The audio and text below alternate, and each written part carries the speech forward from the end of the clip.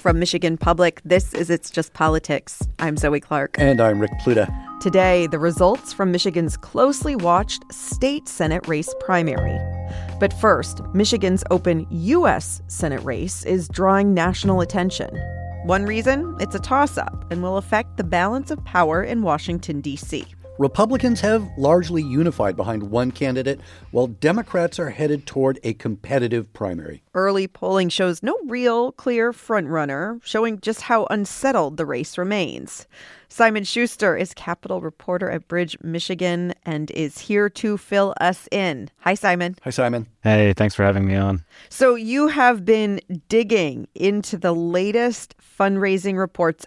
What's standing out to you about the money race right now in this highly competitive U.S. Senate race, both in terms of the raw numbers, but also where that money is coming from? Yeah, much like the polling in this race, I think it's very close. It's tight. These candidates are all raising somewhat similar amounts of money. That is Haley Stevens, Abdullah Sayed, and Mallory McMorrow on the Democratic side. Mike Rogers is also raising in the same ballpark of money. But Haley Stevens was leading at the end of 2025. We just had campaign finance disclosures for the final 3 months of 2025 submitted late last week. And we found that Stevens raised about $2.1 million, whereas Abdullah Sayed raised $1.77 million and Mallory McMorrow raised $1.74. So they're relatively close. I think that it shows that there's a similar level of support. Not just within Michigan, but now, with our nationalized politics, this is a national fundraising game, and they're drawing money from throughout the country. I mean, you did sort of set up some donor profiles of where the money is coming from. How does this play out in campaign messaging? And maybe most significantly, what do donations tell us about how elected officials behave in office?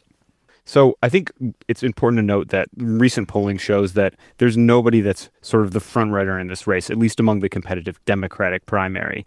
But what we can sort of deduce, or at least try to get at, some signal from this noise, as it were, in these campaign dollars, is sort of where the on-the-ground support can lie for these candidates. Who has engaged supporters who are really willing to put their wallets where their political support is by giving more than $200 and becoming an itemized donation in these financial disclosures. And when it comes to that, Mallory McMorrow really demonstrated the strength of her sort of presence and profile in Michigan. She had the widest breadth of donations from throughout the state, like many different zip codes from rural and urban areas. And the same was true of Abdullah Sayed. He's managed to get out. He's traveled the state. He's getting donations from the Upper Peninsula. I would say, though, on the other hand, Haley Stevens, a little bit less so. Her donations are a lot more concentrated in specific areas of the state, and she's raising larger amounts from fewer donors in Michigan relative to other states. Yeah, this was fascinating to me. The data that you pulled together really suggests a significant portion of contributions to key candidates, especially on the Democratic side, is coming from outside of the state. Now, as you said, and we've mentioned, this really has become a nationalized race. It's amazing, though, the dollars that are coming out of state. Yeah. And I mean, I think it's important to point out that Mallory McMorrow, she sort of gained a national political profile at first through this viral speech in 2022 on the floor of the Michigan legislature. Mm-hmm. And when she did this, again, as a state senator, her national fundraising immediately exploded, and she pulled in donations from throughout the United States. What that means for campaigns is that when they get these donations from all over, that's data, and they can hold on to those names and that contact information and transfer it between their campaigns. And so when you go into a U.S. Senate race and you have that information and that national profile, it really helps bring in this money. And we saw that substantially, I would say, in the fundraising reports. The same is true as Abdullah Sayed. He's sort of trying to take on a Democratic influencer type profile and, doing a lot of short form video. He went on the streets in Minneapolis and sort of did man on the street style interviews with protesters there in the wake of, the ICE related shootings. It really shows sort of the nationalization of our politics, that people are taking national issues, and it's less about what's going on in your backyard, but sort of taking these national issues that captivated everybody's attention and wielding them for fundraising purposes. Yeah, on the Democratic side, it really is a microcosm of where the Democratic Party is right now. Adam Wren in Politico has a piece out about this race just this week, and I want to just read a couple sentences from it. He says, "In recent days, the trio of candidate squabbles careened hour to hour from whether they should embrace Medicare for all to how far Democrats should go in fighting ICE. In fact, the contest has emerged as a catch-all for every question and problem plaguing Democrats politically and tactically." Think that's fair assessment? I think that there's a lot to that. We're in a midterm that's shockingly like, I'd say, 2018 in terms of Democratic struggles and rifts. And Abdul Sayed also was in a statewide Democratic primary in that election. He was sort of positioned himself as the progressive alternative to Gretchen Whitmer in that race. But I think the question now is where the Democratic Party is willing to go in terms of its response to Trump in a second Trump term, where we see an administration that's been much more effective at achieving its policy aims and taken much greater steps. I think the proposition of his candidacy is that we need to make sort of Democrats need to take a more aggressive stand against some of this administrative actions, and that he's the person to do that. At the same time, we remain an extremely purple and extremely competitive state. And Haley Stevens' proposition at the same time is sort of that I'm the person who can win at the margins when moderate independent voters really matter. But then at the same time, I can also sort of assuage concerns from progressives that I'm sort of going to be a business-friendly and very much establishment candidate. We're speaking with Bridge, Michigan's Simon Schuster about the state of the open U.S. Senate race here in Michigan. So let's turn to the Republican side. Former Michigan Congressman Mike Rogers, he has an opponent in the race, a former Republican Party state co-chair Bernadette Smith, but she's raised, as you report, less than $15,000 since launching her campaign. So how is Mike Rogers using this advantage? Does he pretty much get to focus on the general election, or is he still in primary mode? I think this is a huge advantage for Rogers. As you pointed out, we've got a long primary season here. These Democratic candidates are going to be duking it out until August, more than likely. And this is a huge advantage for Mike Rogers, given the fact that he ran in 2024, and then he lost by only about 80,000 votes in that race. So he has significant name ID and a higher profile that he didn't have heading into that election. And importantly, too, I think that translates to a fundraising advantage. Because in 2024, if you may recall, he didn't raise a lot of money, at least nothing towards the magnitude that Alyssa Slotkin, who is already a prodigious fundraiser, had raised, and really relied on an outside super PAC, Great Lakes Conservatives Fund, to sort of run a lot of ads for him. But these things can't legally coordinate with his campaign. What we're seeing this time around is that he's fundraising, at least in these relatively early days, a bit more successfully. He has a bit more momentum, and he's getting donations from more small dollar donors, particularly more small dollar donors than he did in 2024. Whether that can continue and he can pick up the sort of trajectory he needs to really sort of become the fundraising heavyweights that have dominated Michigan's Democratic politics in the last few years remains to be seen. But I think it's certainly given him a leg up. What role is President Donald Trump playing? Always an important question. I think in these primaries, his vote always carries a lot of weight. His endorsement matters. But at the same time, he's already endorsed Rogers. He's appeared on the rally stage with President Trump on many more than one occasion. And so he sort of already has that cachet, I think, with sort of the MAGA base. I don't know how much, that would carry forward without significant primary competition from Bernadette Smith. I think that sort of becomes almost a non-factor in the primary. Simon, there's some new polling that has come out, polling both among the Democratic primary candidates themselves and then against those candidates versus Rogers. Let's start with the polling in the Democratic race.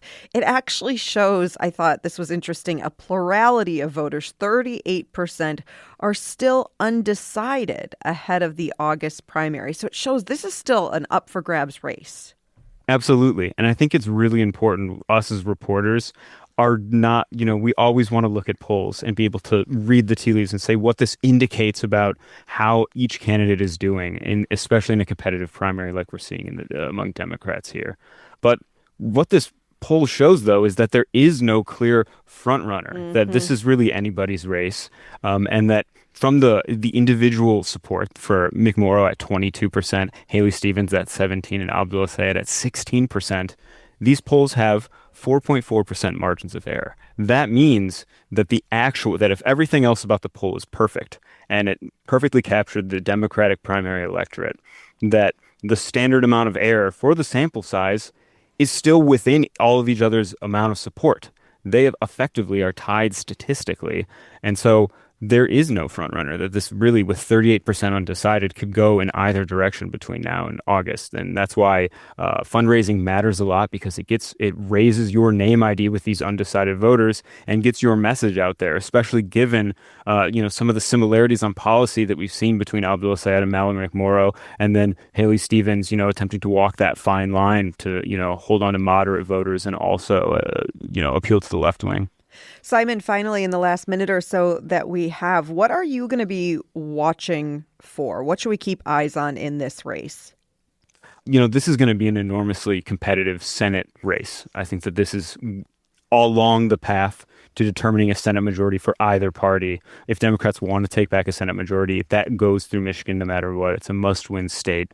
And so you're going to see an enormous amount of outside money pour in, which makes individual fundraising as we get into the general election a little bit less relevant. If your listeners will take their memories all the way back to 2020, you remember that Gary Peters and John James each raised about $50 million in that election, which was an extraordinary amount of money for the time. But at the same time, the total cost of the election passed $200 million.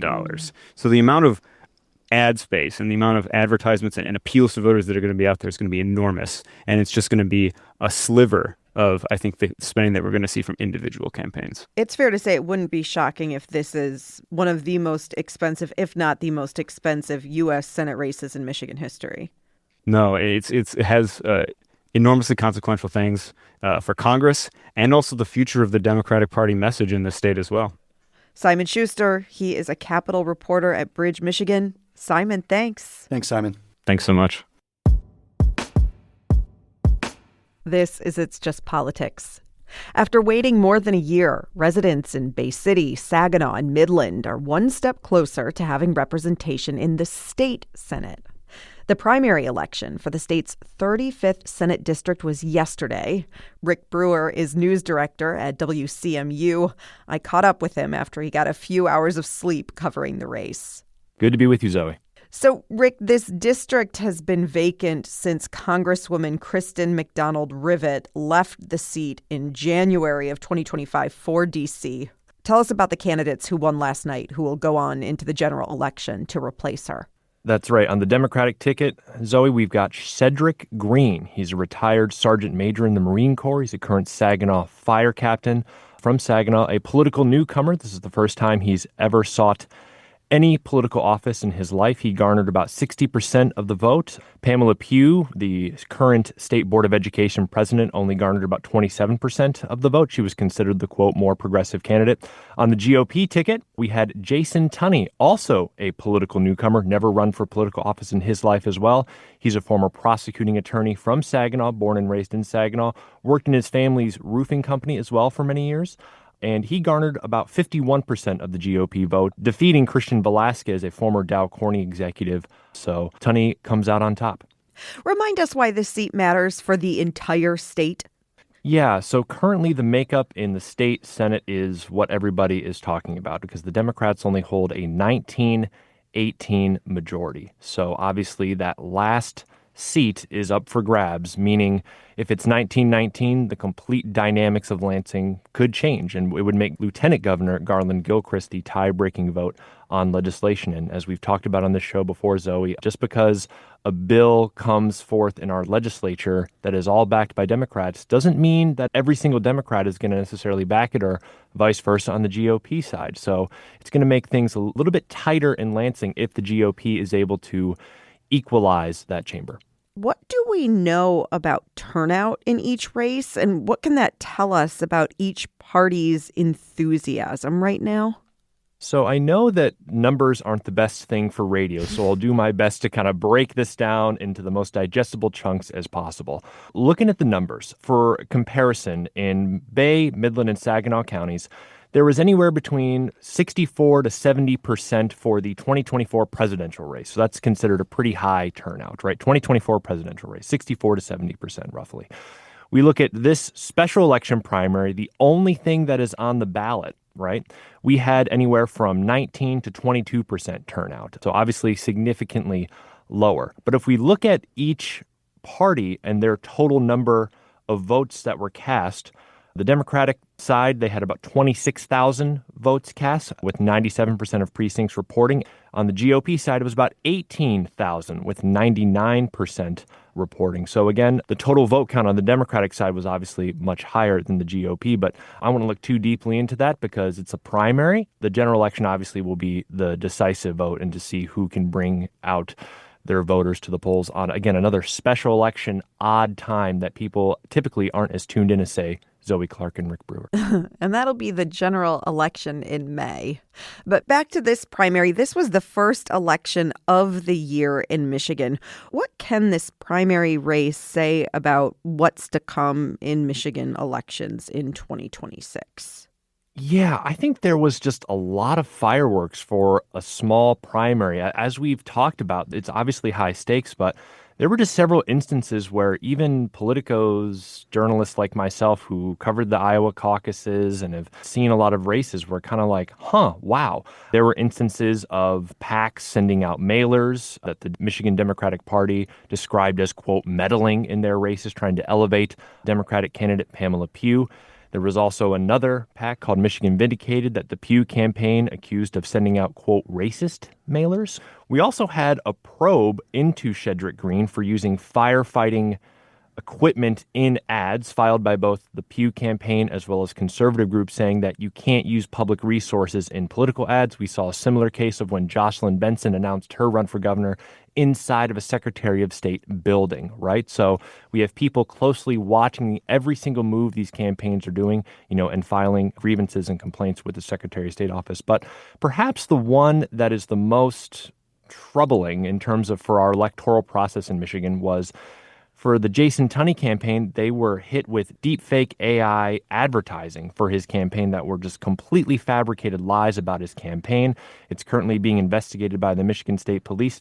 So this is kind of maybe the first big test there with these deepfakes in elections because, as you likely know, Zoe, our state legislature passed that if you're using AI generated ads or deep fakes like this 90 days before an election, you can face some consequences. So when the Michigan State Police concludes their investigation into this instance, it'll be interesting to see if Dana Nessel and the Attorney General's office brings forth charges and what kind of teeth is behind that new law. So kind of the first test of this. And again, can't predict the future, obviously, but if we're seeing this now in a small primary for the 35th district, imagine when we have U.S. Senate, Attorney General, Governor up on the ballot this coming fall.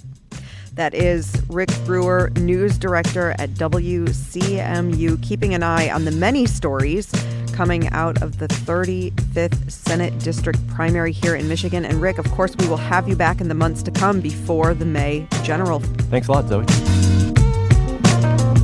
And that is It's Just Politics for today. I am Zoe Clark. And I'm Rick Pluta. Let's talk again next week.